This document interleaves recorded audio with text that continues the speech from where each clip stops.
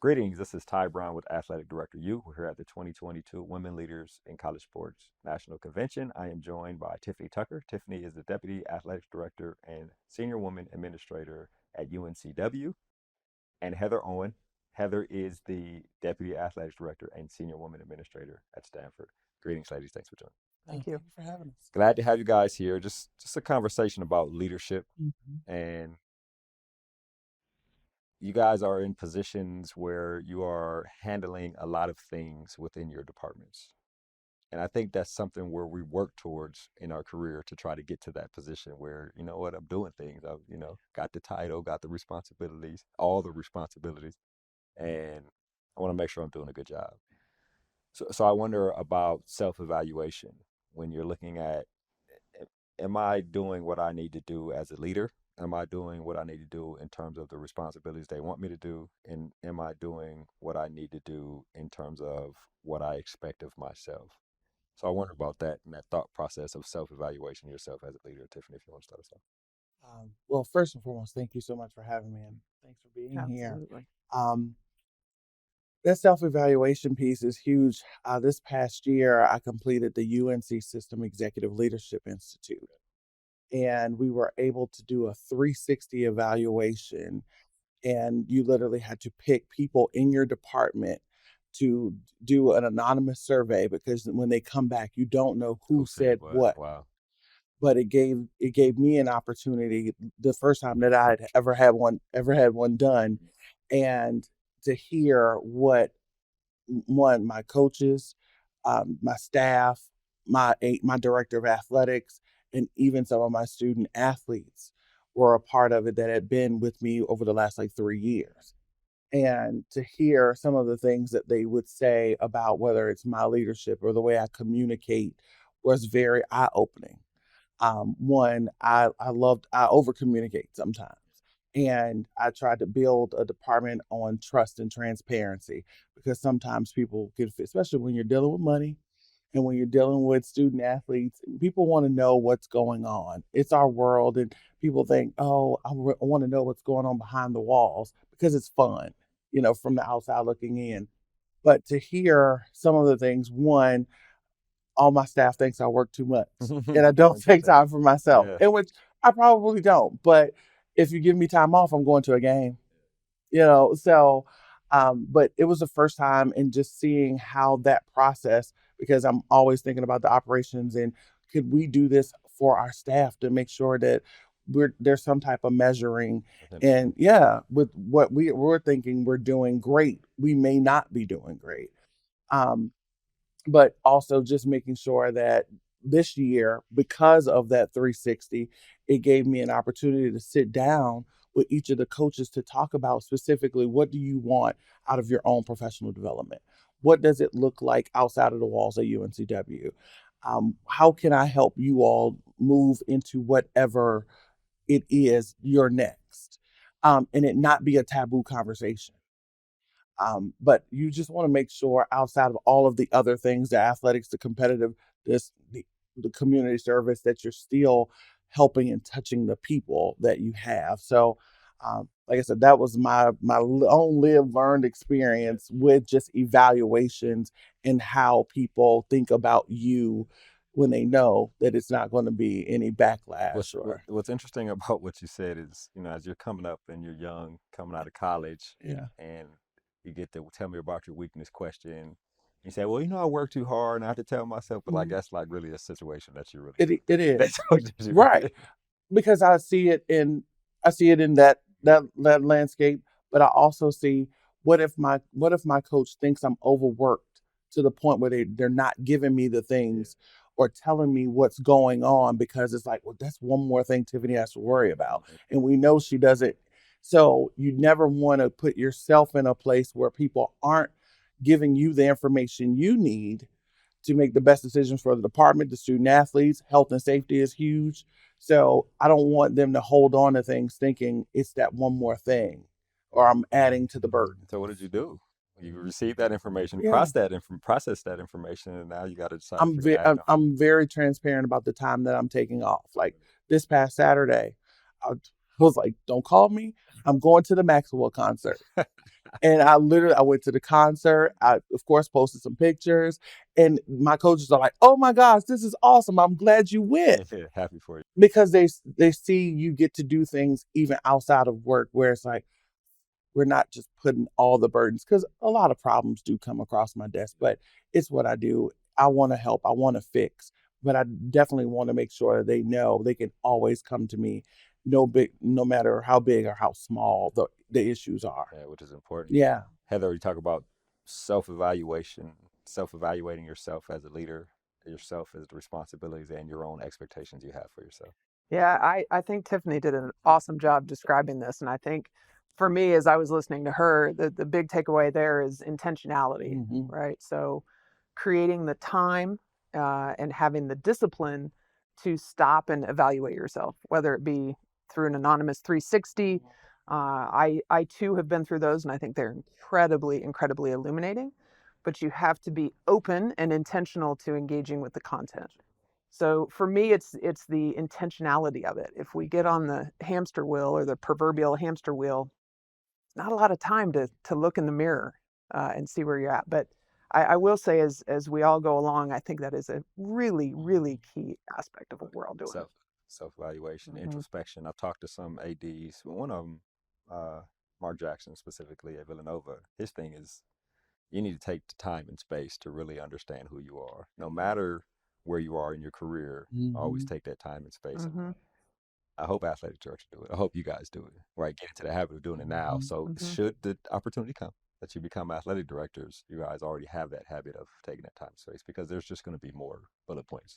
There's going to be a ton of more bullet points. One question I've been asking recently, and it was lingering on my mind, is the ability to think strategically. And when did you start thinking strategically? What was the event or thing or the person that helped you realize that this was important for your career progress and possibly even in your personal life? And and how do you sharpen that skill, right? Because you guys are probably doing it a lot, so that keeps it sharpened. But then you want the people around you to think strategically too. So Mm-hmm. Heather, if you Yeah, gosh, I probably never thought about if there was one person or one event. But I think a time period where I was forced to hone that craft was probably law school. really, And I've taken the skills that I've learned there and translated them. So it's not the, courtroom Perry Mason type deal, right? yeah. It's more of the thought process and how we break things down into steps and elements. I think that was probably my foundational piece. In my career in college sports, I had an amazing opportunity to help with our department's strategic plan. Oh, that's excellent. Yeah. And we started by saying, there was a group of us working on this, like, gosh, we really don't know what we're doing, but we bet that there are people on this university who do. So we just found them and just listened on, how do you draft this thing? What do you think about? What are the elements? So those are And two things that come to mind for me. you were involved with that as a student. No, no, no. This was in my career Oh, in your at career, okay. Stanford. Yeah. So That's in the department yeah, within the last, I'm going to say handful of years, because I yeah. can't really remember time now with the COVID Okay, gap but there. was there an aspect of I'm just gonna listen unless they ask me a question. So let me so as we figure out this whole strategic plan thing. Tell me about that part. Or were you It, just right off the bat super involved, or how did you? yeah, no, really good question. So as we started, and we knew the end goal was to deliver a strategic plan, I think we realized early on that how we crafted it and then how we delivered it were probably two really important pieces. So we went out and found some of the arguably really good strategic planners on campus. As you well know, there are people who are, hired to do this for Yeah. particular units on campus. So we went and found them and, got them a cup of coffee and just hoped that Say, that hey, would look, cover the bill. yeah, Um, and learned structure, language, and then really tried to build the foundation and sell that from the beginning. Because for a strategic plan to work, I think that's fairly obvious. You've got to have people who are willing to follow it and they feel bought in. So you didn't want to come at the end and say, here it is. You had to that's bring interesting. people along through the process. That's I wonder if that would be useful on a micro scale, right? Yeah, Super interesting. I think so. Yeah, I think, right, just the more you can get people to buy in Yeah, with right. with your vision Exactly. from the beginning, I think you'll probably be in a better spot 9 times out of 10. 100%. Tiffany, what about you? The strategic thinking. Ooh.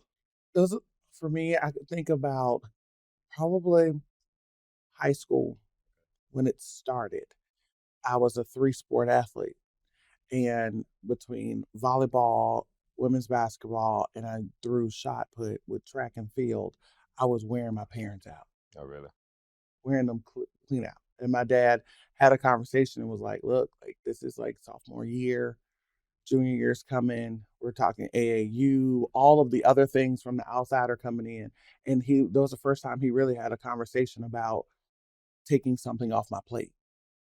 And at first I thought it was a negative conversation. Like, why are you stopping me? Like, Like, I'm I'm going here. I'm Let's go. going, I'm Yeah. doing these things. I'm not in trouble. I'm doing all the things right. But it was the strategic thinking around what does the next look like? When college happened, I knew I wanted to go to North Carolina. I knew I wanted to play women's basketball. So figuring out I have to leave some of these things to the side. I can't spend all of my time at track practice. I can't do club volleyball and play volleyball because they're all over top of each other. So it was the first time as a young adult learning about strategy. Yeah. And saying that, yeah, all of these things are good, but all of these things are not good for you right now. And then going into my career, shifting from coaching to administration. That was another Those talk. moments. It was another one of those moments where it was like another slap in the face. Like, okay, you got to be intentional and you bringing the people with you, relying on your networks, changing the people you're around. Of course, as a coach, I'm always around coaches. So now if I want to transition into administration, what are those vehicles out there to get me where I need to be? Who do I need to be associating myself with?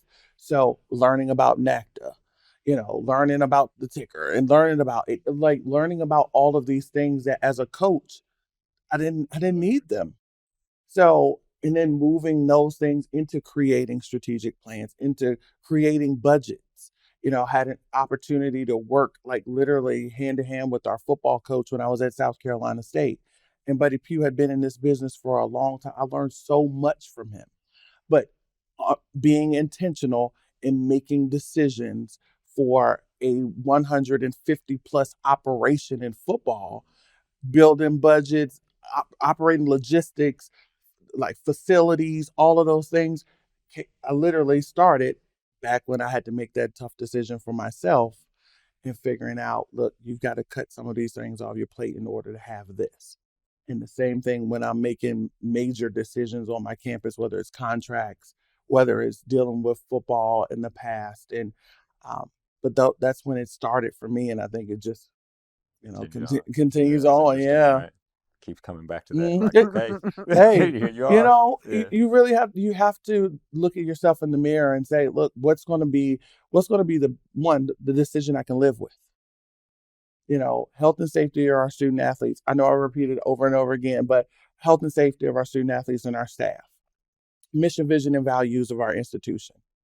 Those are those guiding principles. And like I said, lastly, can I look at myself in the mirror at the end of the day with whatever decision I've made? Yeah, which is important. Mm-hmm. More about that strategic thinking. You want to bring people around you who have it, Mm-hmm. right? Some people have it, and some people, the spectrum of how well strategically you think. Is there a way to develop people in terms of the people around you to help them think strategically better? I mean, I guess you can give them tasks or get, things that you got to be able to strategically think to get this done or it won't happen. So tell me about that aspect of training people around you. Yeah, honestly, you have to put people in the position to be successful. And if I'm the leader of the whatever situation and I have delegated these jobs or responsibilities or these tasks, or I'm asking for feedback, whether it's creating a strategic plan and no, I need you to talk to me. Like sometimes understanding how people work. So you, Ty, may be a person I can have a great one-on-one conversation with. You may not speak before the entire group, your true, raw, authentic feelings, but understanding how people work and being able to put them in a position to say, you know what, I'm going to have this one-on-one conversation with you. But with Heather, she's going to be the first person who speaks up in the group, who's going to, stand on the table for what she believes in. Understanding your folks and making sure that they're in the right places to make the best decision for whatever you're trying to move forward. But then, like I said, just listening. You have to be open and you have to listen. Whether the feedback is good or it's bad, you have to be open to whatever someone has to say, because we're all coming from different lived and learned perspectives. So you may have a different lens on something that I may not see right now, but five years from now, or 30 seconds, after the meeting is over, something clicks in your head and you're like, you know what? I understand why Heather was all upset about it now. Right. Meanwhile, I have a one-on-one conversation with you and you're like, I actually feel the way that Heather feels. And these are my 4 points. And understand, like, those things come together eventually. There's emotional Yeah. intelligence involved. Mm-hmm. Heather, what do you think about helping people strengthen their strategic thinking? Yeah, it's a good question, and I've heard the experts say it is one of those things, Ty, that you either have or you don't. Right. I guess I believe that to some extent. Maybe, it is an innate ability or a baseline. I think folks can fine tune the skill, probably incrementally get a little bit better. But in my experience, it does hold pretty true. There are some people Some who it people comes just don't have naturally it. to, and then others it doesn't. So I think Tiffany, again, hit the nail on the head. You've got to figure out where you plug people in. Because just because strategic thinking may not come naturally to you, it doesn't mean there's not a spot for you on the team, right? Because you're going to count someone like that will counterbalance someone who has that skill. Right. So I think that's the key, is putting the puzzle together so that it all G's and ha's, if you will, at the same time. That's interesting. Oh, go ahead. No, it was one of the, when you were speaking, when the people you do and you don't. So coming out of the pandemic, I don't know what we're calling it now, but coming out of the shutdown and COVID-19, I was introduced to a book, Compassionate Leadership. And when we came back and we brought everyone back from working at home and all of these things, I had read that book, but also found a facilitator to come in and do just an hour and a half long workshop with all of our staff to talk about, what does that grace look like? What does the compassion look like? What does empathy look like? Because we don't know what our student athletes that we were just receiving as freshmen will look like. Some of our staff has been home for the past 2 years. What does that now look? We've hired new people during the middle of this thing. That's that when you were speaking, I was like, no, that you have to figure out how to plug the gaps in the holes. And I knew we come from a very competitive space. We keep scoring everything. We get GPAs, APR, GS, like we keep score in everything. But this is a place where I felt like, we need someone else to come in here and help us with those empathetic pieces, the compassion, giving grace to each other, because that's the teamwork piece. That's the chemistry part that we honestly hadn't had in the past 2 years because we've all been in our separate places. But that's just a part of that strategy and being, like I said, being intentional. Yeah. I wonder about the aspect of preparing for leadership. Mm-hmm. I've talked to a lot of athletic directors, even when I worked with football coaches, and like, look, you can prepare all you want. But once you get in the chair, once you become the head coach, it is this thing, or maybe even the deputy. I wonder about you guys through your career. What have you done to prepare yourself for opportunities such as the ones you have now, or maybe opportunities in the future? Let's see. I think over time I've realized listening is far more important than speaking. So trying to listen and learn from those I work with. I think I've learned this lesson the hard way a number of times, that even though the world may appear very clear to me in this moment on a particular issue, those around me, above me, below me, whatever it may be, it's probably gray for a reason, and I just don't know why. So I've got to have a little grace and trust and empathy in others and what they're navigating. I'd say those are the two biggies. And then just anytime I have an opportunity to ask someone who is in a leadership position, can you take 3 minutes and just tell me, how did you process that? How did you get through that? I try to take those opportunities. Yeah, I think we're a lot alike in that. Yeah. We're a lot alike in that sense. Like I said, just that intentionality around connecting. Whether it's with your folks on campus who don't necessarily work in your department, I think those are huge pieces that have helped me to grow and understanding how does my vice chancellor for student affairs uh, govern and guide his area, our vice chancellor for institutional advancement, understanding how his brain is working. Why is he why did he create a position for diverse fundraising? Understanding the history of UNCW. Why did you think this was important now? Asking those critical questions, building a relationship with our chancellor. We just got a new chancellor in July, but our former chancellor, Jose Sartorelli, he was really good at just taking the time and having the conversations around why did we make that decision? And I was able to, why, and give a little pushback, and not so much where it's a negative conversation, but just, I want to be better. And this is how, in an unofficial mentor mentee way, we can get this, we can achieve the same goal. But I do think we have to do a better job. Reach out to those folks on campus who do not work in your department, and to your counterpart, whether it's an associate vice chancellor or an associate president or someone on your campus that have the inner workings in different areas, so that you can understand how does it all come together. Where do we fit? Athletics does not have to be the silo. But those are things that are going to make you better. So when you do want to ascend to a deputy role, or do you want to ascend to an AD role, or even work in a conference office or wherever, you understand all the parts of the organization, so that when you speak, people listen.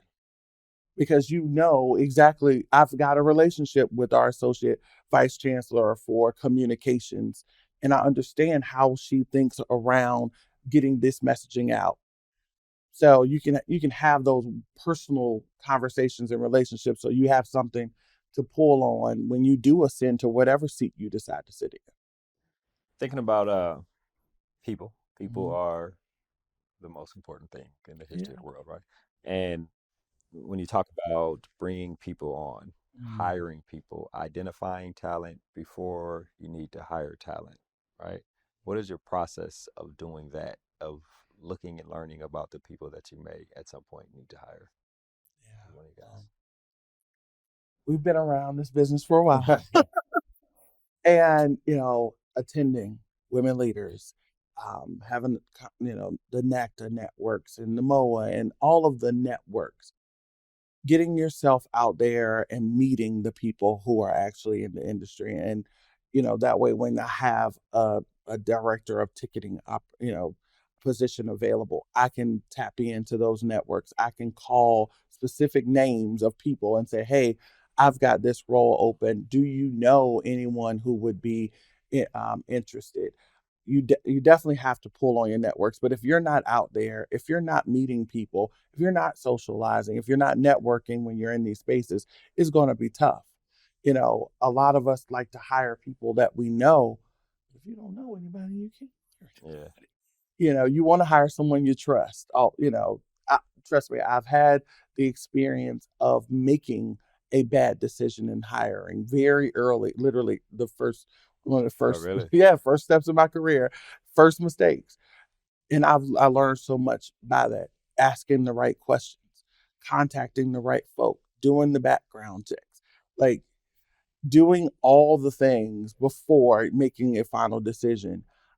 But I will say, you have to get out and be in these spaces, so that when opportunities do come, exactly who's leading, who's that person that you may not get them because your budget may not be there, but I'm going to try. Yeah.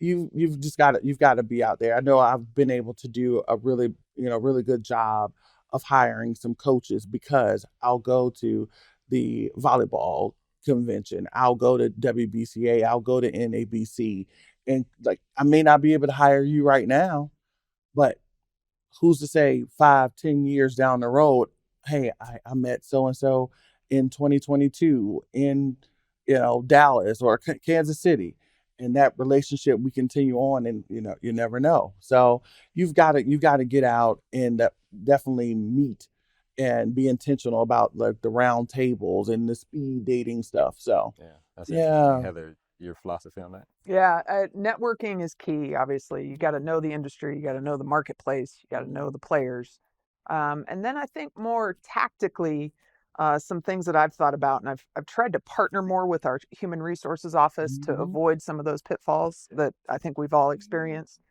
And two things I think I've learned there. One is make the reference calls and really make the call. Right? Don't call and get the person who says, "Oh, they're great." Yeah. Okay, tell me more, right? And then I've got a series of questions that really try to get at that. If people will engage with you, which I know is a whole another issue We might need some of in the those world questions, today. Owen. Yeah. What is the secret formula here? So trying to figure that out, and then really trying to assess integrity. Yeah. I think that is, as I've gone on in my career, what we do is not rocket science. And we need people who are going to make the right decision when it's really hard to make the right decision, and willing to stand alone, and not, go in a negative way. And that's hard. So really trying to find people with high integrity Yeah, that's and important. character.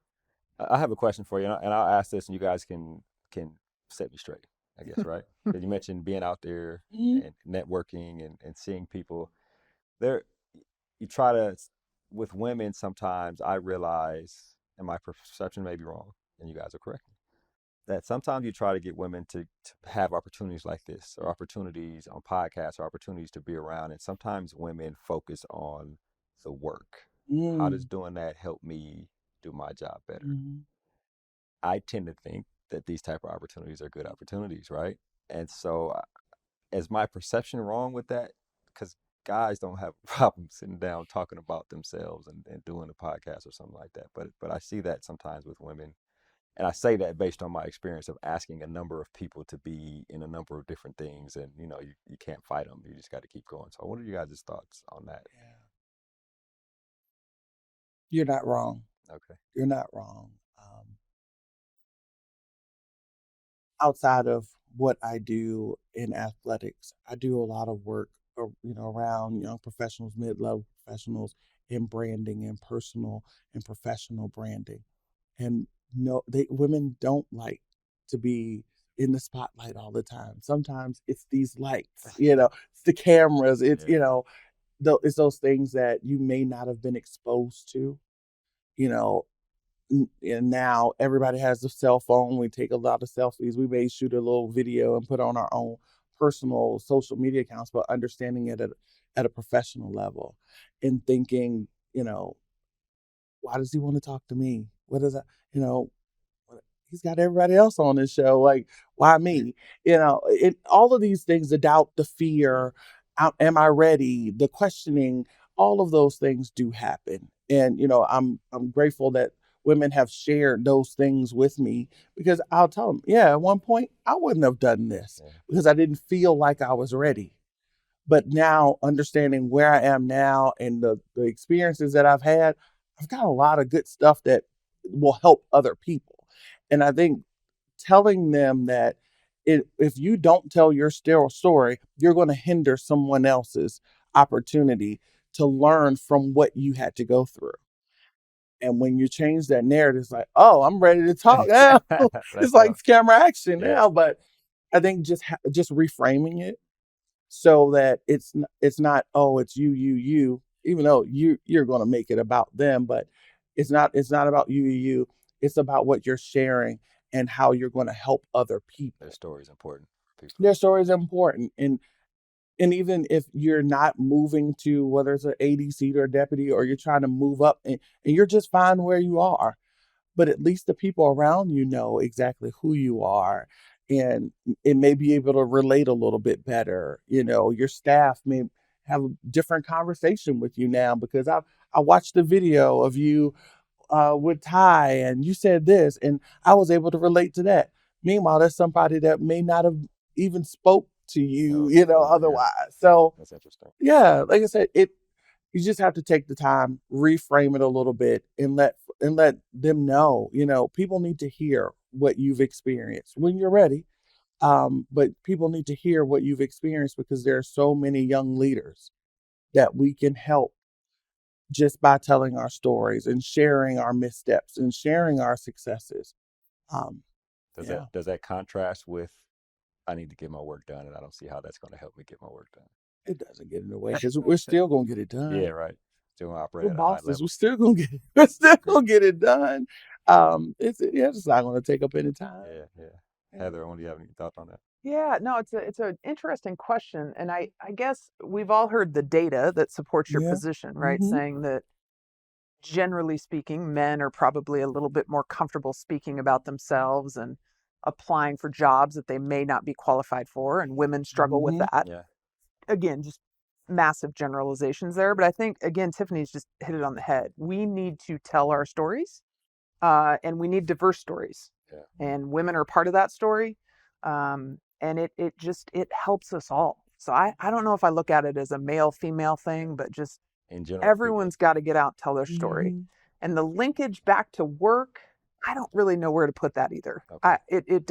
That doesn't resonate with me. Okay, good. That's what I need to be educated on, right? Because I'm only one person though, so. But here's the thing: like, you ask a bunch of people and you get a lot of no's, and you really can only make assumptions, right? I don't know why they're saying no. And I've asked some women about this, and one of the things is what you said, like that they don't want it to be about them. You know what I mean?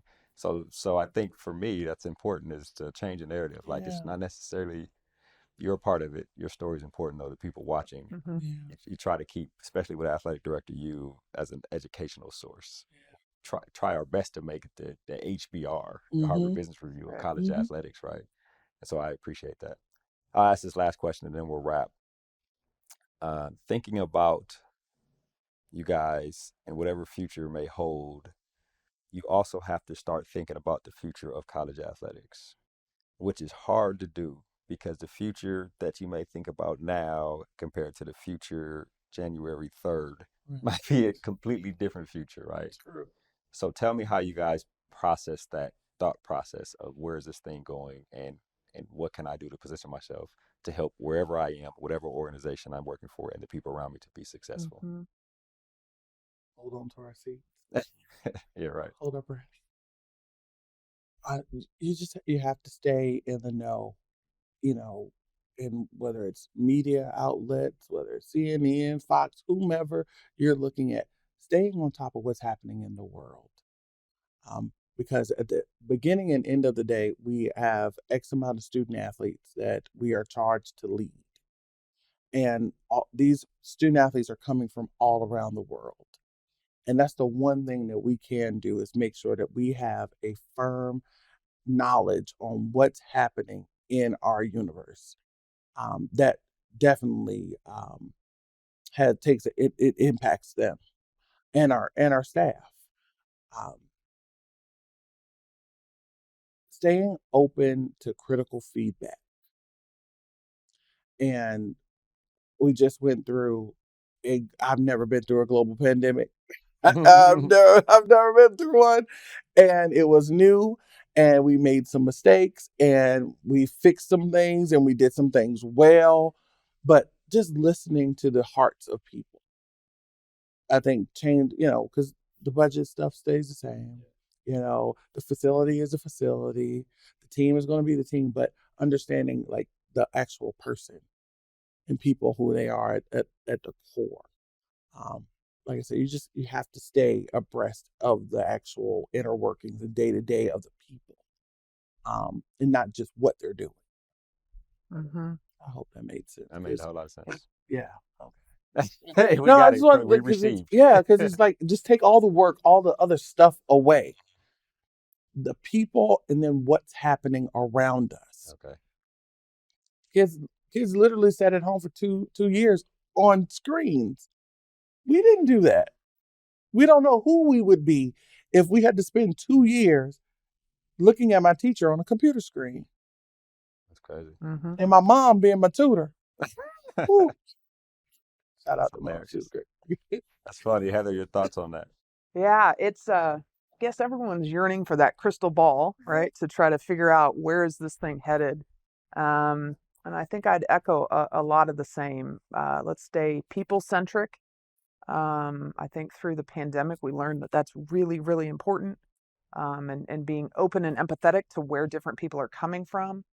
Let's stay knowledgeable globally, but in the industry as well. I think we need people to probably better grasp some of the concepts and the different inputs that are coming from all different areas in our country, right? I mean, we heard this week at this conference about the judiciary, the legislature. At some point, our executive branch has been involved. And I think we need to understand those inner workings in order to thoughtfully move this enterprise forward. Yeah. But I think, yeah, if you stay true to the people, I think we'll get through it, because the rest of it's probably more academic in nature, and we can figure that part out. Yeah.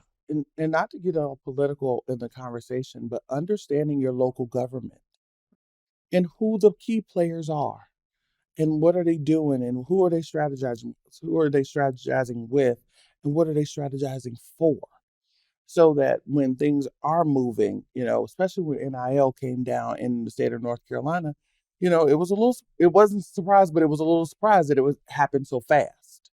So just making sure that you are staying on top of what's happening, for us, New Hanover County, the state of North Carolina, understanding what your governor and who the key players are in your state, who allies and lobbies for your institution is huge. Yeah. It's important, like Heather said, how it all fits together. Yeah. How it all works together. Yeah. Well, this has been an excellent conversation. I really appreciate you guys joining us here Thank you. on Athletic Director U. Oh, thank you Thank for you. having us. Thank you. That was Heather That was Owen. fun. That was Heather Owen. Heather is the Deputy Athletics Director and Senior Woman Administrator at Stanford, and Tiffany Tucker. Tiffany is the Deputy Athletics Director and Senior Woman Administrator at UNCW. And of course, I am Ty Brown with Athletic Director U. And keep in mind, the role of a leader is to create and maintain an environment that people want to be a part of. And as always, be better tomorrow than you are today.